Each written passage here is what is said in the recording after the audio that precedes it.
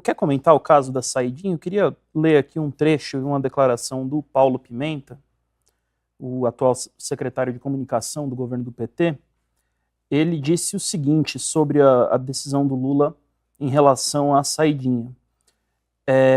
Falou: 98% do projeto apresentado pelo Congresso, pela extrema-direita, foi mantido.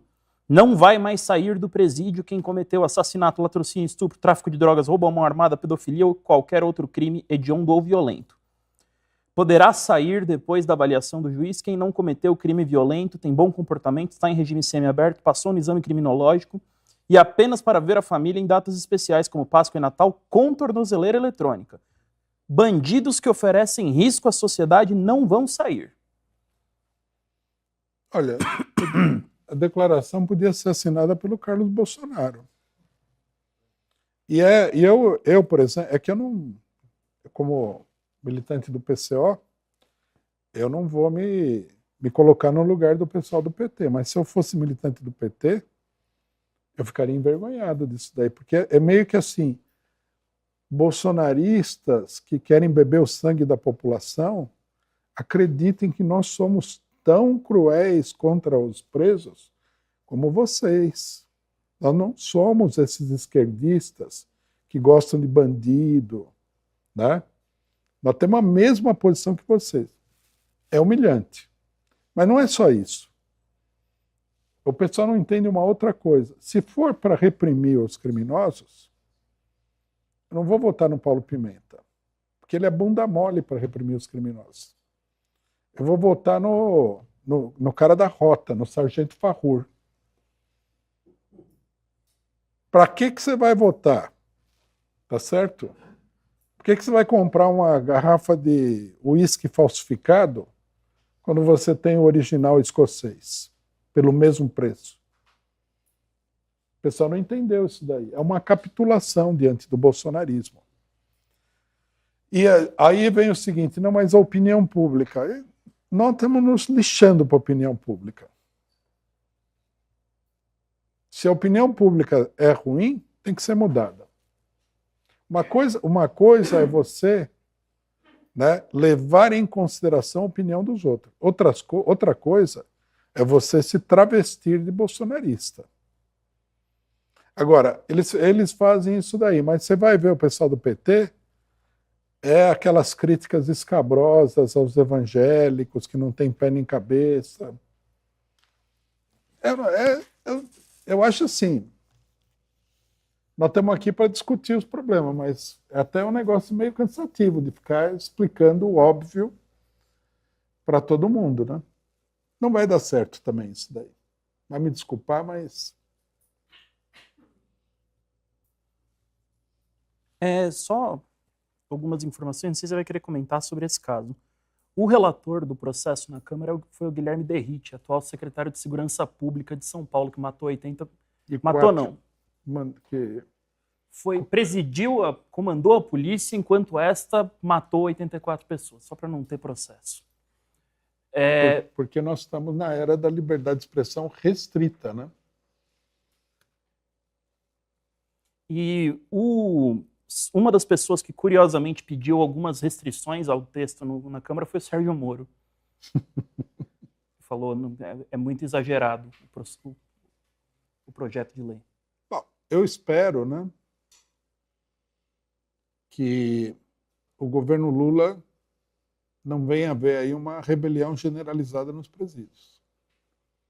Porque isso daí já é uma panela de pressão. Pegando o problema de outro ângulo. Eu não sou favorável, não por esse motivo, simplesmente. Eu não sou favorável porque eu acho que a gente não tem que ser desumano, não tem que ter a política da crueldade. Ou como diriam, né, determinados setores políticos, a necropolítica. Né? Nós não devemos pegar uma pessoa porque ele cometeu um crime e pisar nele até ele virar uma poça de dejeto humano. Eu acho que isso daí é ruim. Sempre fui contra o PCO. É um partido de esquerda, é um partido libertário, é um partido humanista também. Nunca vai apoiar isso daí. Agora, vamos pegar a coisa do ponto de vista mais prático.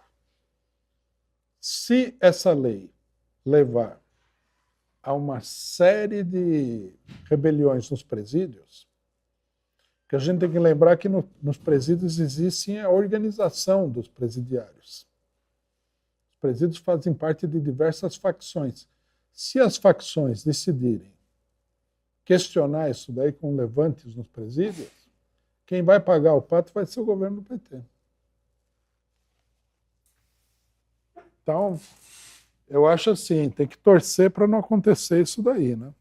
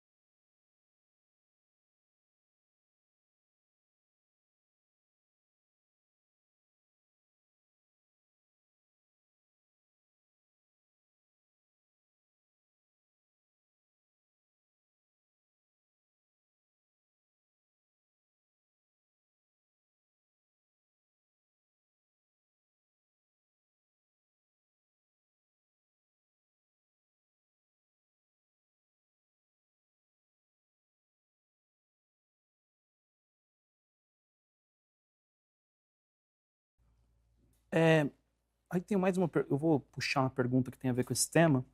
O Guilherme fala, ele pede para você comentar a fala do Lula. Se eu pudesse, baixaria um decreto para prender quem mentisse. Ele disse eu isso não num sei, evento acho no que Mato Grosso do Sul. o pessoal em volta do Lula está deixando o cara ficar meio enlouquecido, porque não é normal isso daí. Se ele for prender quem mentir, vai ter menos gente do lado de fora do que tem gente presa hoje. Vai ter que fazer uma muralha aí em torno do país inteiro, porque quem que nunca mentiu na vida?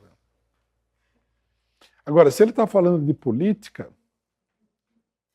se você colocar uma pessoa criteriosa lá, que fala assim, não pode mentir, não tem eleição. 99% do que o pessoal fala na eleição é tudo mentira. Quem que não sabe disso? Esse aí é o identitarismo, né? O identitarismo é que nem... nós temos aqui um escritor brasileiro, que é um dos escritores mais brilhantes do planeta, que é o Machado de Assis. Ele escreveu um dia um conto que é uma verdadeira obra-prima, que se chama O Alienista. Né? Numa cidade do interior, volta lá um médico, né?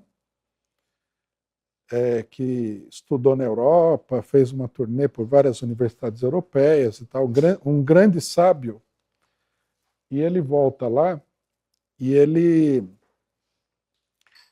abre um sanatório, né? E ele começa a observar as pessoas, e ele repara que todo mundo tem uma atitude meio de louco, e ele vai internando o pessoal no sanatório, né? Que é chamado de A Casa Verde. Aí acho que o nome dele é Simão Bacamarte, é isso mesmo? O Simão Bacamarte, o doutor, ele vai botando o pessoal no sanatório. E chega uma hora que a cidade toda está no sanatório. Porque todo mundo, se você for ser muito criterioso, você vai reparar que todo mundo é meio doido. Né? Um cara faz um negócio, ele põe o cara no sanatório. Ele estabelece uma verdadeira ditadura da sanidade mental. E aí, a hora que está todo mundo no sanatório, inclusive a mulher dele, todo mundo, ele botou a cidade inteirinha no sanatório. Ele para pensar, ele vai lá, libera todo o pessoal que ele internou no sanatório e se interna ele mesmo, porque ele chegou à conclusão de que se todo mundo é louco e ele é o único saudável, o verdadeiro louco é ele, e os outros são normais. Né? Eu acho que o Lula está dando uma de Simão Bacamarte com essa declaração dele aí. Eu só não fico preocupado porque isso aí não vai ter maiores consequências, mas que é uma loucura. Bem, ainda aqui eu queria só, uma nota cômica, te perguntar sobre o fato de que os jornais noticiaram aí que o ministro Alexandre de Moraes foi aprovado num concurso da USP com nota 9,8. A menor nota dele foi 9,5. Inclusive deram 10 para a história de vida dele, que aparentemente era um critério de... História de vida era critério da banca examinadora? O memorial, né? Que é a história acadêmica mais a história do cidadão para ele virar professor. Bom, a burocracia brasileira é o império do puxa-saquismo, todo mundo sabe disso. Toda a burocracia é assim, né? O burocrata, ele é, acima de tudo, um puxa-saco. Acho que é mais uma coisa cômica da vida social brasileira, isso daí. Bem, aí entrando, que eu queria lembrar, você pode mandar sua pergunta pelo LivePix, pelo Superchat, mandar também um pix em pix@cotv.org.br. O Nelson Henrique mandou aqui um Superchat, diz o seguinte: Rui, o PT está se demonstrando inimigo do trabalhador nessa aliança com Moraes, PSDB, Bolsonaro, na tentativa de censurar a população, e pergunta também sobre outras medidas, principalmente as do Haddad. Olha, eu não diria que o PT é inimigo da população por fazer essas coisas. Eu acho, né, que o PT, a orientação fundamental deles é defender a economia nacional, é defender o trabalhador, é defender os pobres. Nesse sentido, o governo do PT, não podemos perder de vista isso daí. Né? Nós não podemos ficar perturbados pelas loucuras do PT. Né? Nós temos que ter um julgamento objetivo. Não acho que eles estão contra o povo. Agora, o que eu acho é que eles... sempre foi a minha opinião. O PT é um partido sem estrategistas políticos de verdade. Né? Isso aí não é casual. O Lenin, por exemplo, certo que o Lenin não é um Walter Pomar, não é um Flávio Dino e tal. Mas ele dizia o seguinte, que só são coerentes e fortes as políticas das classes sociais polares da sociedade bem compreendidas. Então, quer dizer, só a política do proletariado e a política da burguesia imperialista é uma política sólida, coerente e forte. O PT não faz parte diretamente de nenhuma dessas classes sociais, nenhuma das duas classes sociais. A equipe política do PT é uma classe média. E a classe média é conhecida por ter uma posição política que a gente não deve levar muito a sério. Não é consistente, não é firme, não é coerente. Você pode ver que, por exemplo, no período recente apareceram aí vários partidos bem pequeno-burgueses, eles soltam aquela luz assim, todo mundo fala, nossa, e tal, e depois o negócio desaparece, né? Você vê, por exemplo, na Europa, Podemos, esses partidos aí, o Syriza, eles brilharam aí um momento e depois eles foram varridos do mapa. O PT, politicamente, do ponto de vista da estratégia, ele é muito assim. O Lula é uma pessoa com maior discernimento político do que os outros. Os outros não têm o menor discernimento político, na minha opinião. Só que eu acho que ele, pela situação em que ele está colocado, de grande fragilidade, ele está se inclinando aí no sentido da ala mais pequeno-burguesa do PT. Né? Essas coisas meio identitárias e tal. Eu acho que ele não se deu conta, que é uma coisa também problemática, de que a situação que nós estamos vivendo hoje, ela é muito diferente da situação que o PT viveu de 2002 até 2014. Muito diferente. Eu acho que eles não ajustaram, eles não baixaram o programa novo, atualização, não instalaram a atualização, estão com o programa velho. E o programa velho não vai dar conta da situação atual. Né?